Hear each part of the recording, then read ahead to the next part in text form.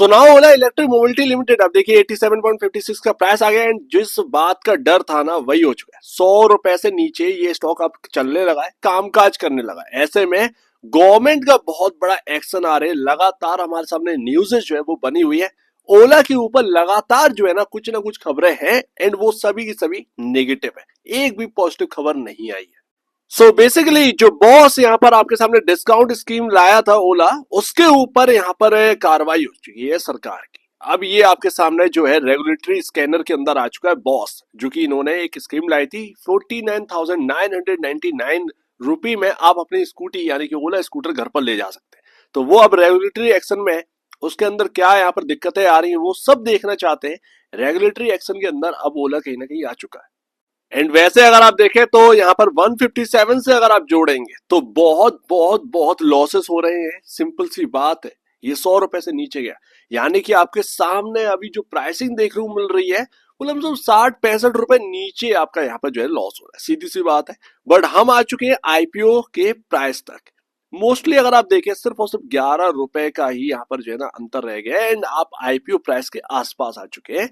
ये होती है जब 3 डिजिट का प्राइस टूटता है। चाहे आप हिस्ट्री उठा के देख लीजिए, जब भी किसी स्टॉक में ऐसा हुआ है आपको बस और एक डाउनफॉल ही देखने को मिली है उसके बाद। अभी ये स्टॉक जो टूट रहा है, लगातार जो टूटता चला जा रहा है, इसके पीछे का रीजन है। Reason number 1, Bhavesh Agarwal. Yes, ये खुद के रीजन बने हुए हैं। प्रॉब्लम ये है कि अब आज की डेट में अगर आप सोशल मीडिया उठाकर देखेंगे तो पुरानी क्लिप से जो है ना वो यहाँ पर निकल कर आ रही है। जैसे कि भावेश अग्रवाल बोलते हैं सैटरडे संडे हमारा कल्चर नहीं है, इम्पोर्टेड है। जबकि सैटरडे संडे कितना महत्व है ये हमें पता है।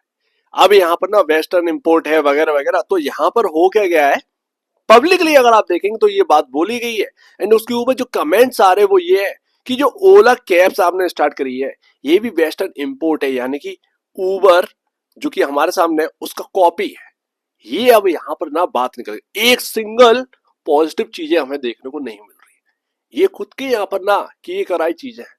तो इससे ना नाम बिगड़ चुका है ओला का, सर्विस में कमी है। एंड अभी हाल फिलहाल में जो एक कुणाल कुणाल कामरा वर्सेस भावेश अग्रवाल, तो इसकी वजह से छवि पूरी तरीके से बिगड़ चुकी है ओला की। इस मायने में यहाँ पर ना स्टॉक लगातार टूटता चला यार, किसी को भी एक भी जरा सा भी यहाँ पर पॉजिटिविटी दिखाई नहीं देती है ओला के अंदर। दूसरा यहाँ पर टफ कंपटीशन जो किसी को दिखाई नहीं दे रहा, चेतक बजाज का। अब ये ओला का जो मार्केट शेयर है वो कौन ले जा रहा था, Bajaj auto. And Bajaj auto को कौन, चेतक। 1 लाख रुपए में आपके सामने चेतक जो कि आपके सामने स्कूटर है, इनका भी 1.5 लाख रुपए का स्कूटर आता है, चेतक भी यहाँ पर आपके सामने 1 लाख रुपए का। अब 1 लाख रुपए आप ऐसा स्कूटर खरीदना चाहते हैं क्या जिसका यहाँ पर सर्विस बहुत ज्यादा बिगड़ी हुई हो, जिसके अंदर आपको कभी भी प्रॉब्लम फेस करनी पड़ सकती है, या एक तरफ आप ऐसा स्कूटर चाहते हैं जिसमें पैसा बराबर लग रहा है उतना ही जितना मैं दूसरे को दे रहा था एंड वहां पर सर्विस भी मिल रही है, क्वालिटी भी मिल रही है। दैट्स वाई यही चीज, यही डिफरेंस आ चुका है मार्केट के अंदर। ऑटो इंडस्ट्री में, टू व्हीलर में यही अंतर आ चुका है कि बजाज उतने ही रुपए में चेतक को ला रहा है, वहां पर क्वालिटी एंड सर्विस की कोई प्रॉब्लम नहीं है, वहां पर ट्रस्ट जनरेट है। ओला के अंदर जो अभी रिसेंट एग्जांपल हुए अभी हमारे सामने, उसका फर्क पड़ा है। प्लस इसके साथ साथ जो सर्विस की बात निकल के आ रही है वो प्रॉब्लम, तो उसकी वजह से कोई भी आगे बढ़कर ना ओला के स्कूटर को लेना नहीं चाह रहा कि भाई आगे बढ़कर पता नहीं कब प्रॉब्लम फेस करनी पड़ जाए, मैं 10 दिन बाद कहां भागूंगा, खासकर वहां पर जहां पर सर्विस सेंटर नहीं है वहां पर क्या हालत होगी। तो ये दिक्कत ना बहुत बड़ी है एंड इस दिक्कत से निपटने में टाइम लगेगा। मैं अभी भी कह रहा हूं कि पॉजिटिव रहना है, पॉजिटिव रहना है। अगर भावेश अग्रवाल इन सारी चीजों से सीखते हैं, समझते हैं, पॉजिटिव रहना है ओला के ऊपर, लेकिन राइट प्राइस पर बाय करिएगा जहां पर रिस्क सब कुछ मैनेज हो। तो टफ कंपटीशन और इमेज का बिगड़ना ये बहुत बड़ा रोल निभा रहे हैं इसकी गिरावट में। अभी यहाँ पर क्या चल क्या रहा है बॉस, यहाँ पर आपके सामने गैप फिलिंग हुई, एक अच्छी खासी यहाँ पर तेजी भी बनी उस गैप फिलिंग के बाद, बट क्या हुआ, दोबारा से गिरना स्टार्ट हो गया। ये इसीलिए हुआ है, आप देखेंगे ये लेवल है 95 रुपए का, ये इसीलिए हुआ है बिकॉज अब गवर्नमेंट आ गई है। क्योंकि आज की डेट में 10,000 बता रहे हैं कि पेंडिंग है एंड स्कूटर्स की क्वालिटी खराब बताई जा रही है। मैं अपने तरफ से नहीं बता रहा हूं, ये जो बात चल रही है मार्केट के अंदर उसकी बात कर रहा हूं, क्योंकि एक ये प्रोडक्ट कंपनी, मैं ऑलरेडी कह चुका हूं प्रोडक्ट कंपनी है, सो दैट इनको अपना ध्यान रखना पड़ेगा। ठीक है, सर्विस कंपनी नहीं है, प्रोडक्ट कंपनी है, आपका प्रोडक्ट ही सब कुछ है। तो वो चीज अलग है कि आपका एक विजन है, बट खुद में बहुत सारी दिक्कतें हैं। उन दिक्कतों को जैसे आप सॉल्व कर लेंगे ये भी सब कुछ सही हो जाएगा, डेफिनेटली ये सब सही हो जाना।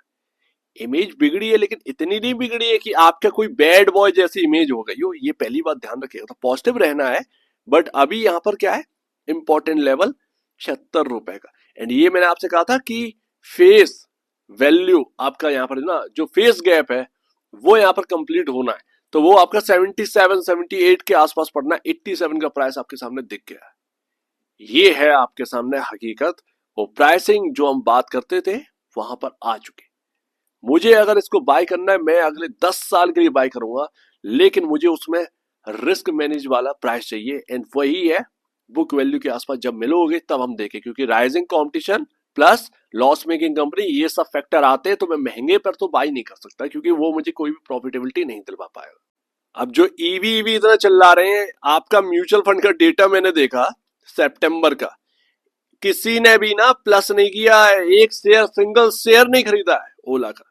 सबने ज्यादातर जितना स्कीम दिख रही है सबने रेड यानी कि थोड़ी सी बिकवाली करी है, कुछ कुछ स्कीम्स ने बिकवाली करी है। 33% 35% हमने शेयर्स हटा दिए हैं ओला के अंदर। मैं पूरी लिस्ट नहीं दिखा सकता क्योंकि ये स्क्रीनशॉट है, बट आप जाकर सितंबर का डेटा म्यूचुअल फंड का देखिए, किसी सिंगल स्कीम ने, किसी शायद हो सकता है मुझे धोखा हो गया हो, बट मैंने जितना देखा है सब रेड में, अगर किसी ने बेचा है तो, और या तो किसी ने कम नहीं करे, जितना है उनके पास उतने ही शेयर रखे हुए हैं। तो ये चीज हुई है म्यूचुअल फंड का डेटा सितंबर में, बिकवाली हुई है और लोग होल्ड कर रहे हैं, नया खरीदारी नहीं हुई है।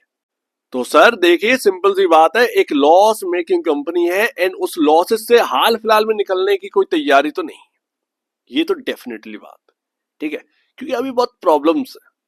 और ये मैं ऑलरेडी आपसे कह चुका हूँ, सर्विस नेटवर्क बनाने में इनको टाइम लगेगा, टाइम देना पड़ेगा स्टॉक में। ऐसे में हायर साइड बे मतलब में अगर कोई स्टॉक रहेगा तो कोई मतलब नहीं है। वैसे भी आप हीरो मोटोकॉर्प के बराबर पहुंच गए थे जिसका कोई रीजन नहीं बनता है। ऑलरेडी मैं आपको बता चुका हूँ ट्रेडर्स का यहाँ पर जना बहुत बड़ा हाथ रहा है इस स्टॉक को चलाने में। एंड कोई भी नया स्टॉक आता है तो उसके अंदर ऐसी ही तेजी लाई जाती है, उसके बाद ट्रेडर सब छोड़ देता है इन्वेस्टर के ऊपर, इन्वेस्टर फिर भुगतता रहता है। आज की डेट में वही सारी चीज हो रही, और ये मैंने फर्स्ट डे पर ही बोल दिया था। अभी आपके सामने क्या है, आपके सामने 33.52 का प्राइस हमें बुक वैल्यू को देखने को मिलता है। ये है आपकी book value, and price to book value 2.61 time. Same हाल इसमें जोमेटो जैसा होगा, हाई तरीके से ना, भारी तरीके से बिकवाली आई 40 रुपए तक, उसके बाद तेजी पड़ी। वही चीज ना दीपेंद्र गोयल हुए, ये सब ना ऐसा एटीट्यूड नहीं था जिस तरीके से भावेश अग्रवाल रखते हैं। ऐसा एटीट्यूड रखना भी नहीं चाहिए, और रख रहे हैं तो अपने आप पर खुद यहाँ पर ना गलती कर रहे हैं। उस एटीट्यूड को आज के टाइम में कोई भाव नहीं देगा, यकीन मानिए। जो वेस्टर्न वेस्टर्न अगर आप चिल्लाएंगे इस तरीके से, नथिंग, ये आपको कुछ नहीं देगा, बिकॉज ऑफ मोस्टली टेक्नोलॉजी वहीं से है। तो ये बात आ जाती है, इस पर कोई भी बात करने का कोई रीजन बनता नहीं। आप अपने आप को बेहतर कैसे बनाते हैं, अगर इसके ऊपर काम करना स्टार्ट कर दिया तो सब कुछ हो जाएगा। ओला भी 100 रुपए दोबारा क्रॉस कर जाएगी एंड उसके ऊपर भी चलेगा, जो कि हमारा मानना है कि 10 साल में ये कुछ ना कुछ करके दिखाएगा बड़ा। तो ये चीज है। तो मेरे को यहाँ पर बुक वैल्यू के आसपास मिलेगा, 40 के आसपास मिलेगा। मैं अगले 10 साल के लिए बाई करके रखूंगा, फिर चाहे वो 20 रुपए का हो जाए, 10 रुपए का हो जाए, डजेंट मैटर, मुझे कोई लेना देना नहीं है। मैंने 10 साल के लिए अगर कह रखा है तो 10 साल के लिए मुझे होल्ड करना है, फिर वो मेरी श्रद्धा है। चाहे मैं 1000 शेयर बाई करूं, 500 शेयर बाई करके रखूं, 5000 बाई करके रखूं, ये वो कोई अलग बात है। बट यहाँ पर ना इतना भी एक्सट्रीमली बाई मत कर लीजिएगा कि आपको यहाँ पर जो है ना सोचने की जरूरत पड़ जाए कि यार मैंने कुछ ज्यादा तो नहीं खरीदे। तो उतना खरीदे जितना कि आप रिस्क ले सकते हैं, लेकिन लंबे टाइम के लिए खरीदिए, 10 साल 5 साल 7 साल इस तरीके से खरीदिए। आज तो करना गया भैया, देखिए ये जगह ना काफी क्रिटिकल है, एंड ये जगह टूटेगी ये काफी मुश्किल है। हो सकता है कि यहाँ से एक जंप मिले आपको 95 तक। देखना ये कि 95 और 100 ये क्या दोबारा क्रॉस हो रहे हैं या नहीं हो रहे। एंड क्या अगर ये आईपीओ प्राइस टूटा, अगर आईपीओ प्राइस टूट गया तो फिर तो लेने के देने, ये तो क्लियर है, साफ साफ है। आराम से धीरे धीरे धीरे धीरे करके ये स्टॉक नीचे आएगा। 76 और 40 में कोई बड़ा डिफरेंस नहीं, 26 रुपए का डिफरेंस रह जाएगा। सो दैट यहां पर यही देखना है कि आईपीओ प्राइस को तोड़कर नीचे आ रहा है या फिर यहां से मुड़ जा रहा है, क्योंकि जो एक जगह है यहां पर होता है गेम, गेम ऐसा कि एक बार तो उछाल आती ही है। तो ये है आपके सामने ओला इलेक्ट्रिक का थोड़ा सा सिनेरियो जो कि मुझे समझ में आ रहा है। उम्मीद है आपको थोड़ा बहुत पॉइंट अच्छे लगे होंगे। उन पॉइंट्स को लीजिए एंड उसके ऊपर स्ट्रेटजी अपनी बनाइए। जो भी आप बना रहे थे उसमें उन पॉइंट्स को जोड़िए। मेरा कहना है बस यही है। लेकिन एक रिस्क मैनेजेबल प्राइस होना चाहिए ओला इलेक्ट्रिक का, वहां इन्वेस्टमेंट करिए। यही चीज मैं आपसे कह रहा कि 100 रुपए के ऊपर इन्वेस्टमेंट करने का कोई मतलब ही नहीं। अभी तो सिर्फ और सिर्फ सिनेरियो को प्ले करिए, उसके बाद निकल जाइए, उसके बाद धीरे धीरे नीचे आएगा। क्योंकि दम नहीं है, इससे बढ़िया मैं हीरो मोटोकॉर्प ले लूंगा, वहां पर एथर और हीरो मोटोकॉर्प दोनों का कॉम्बो मिल जाएगा मुझे।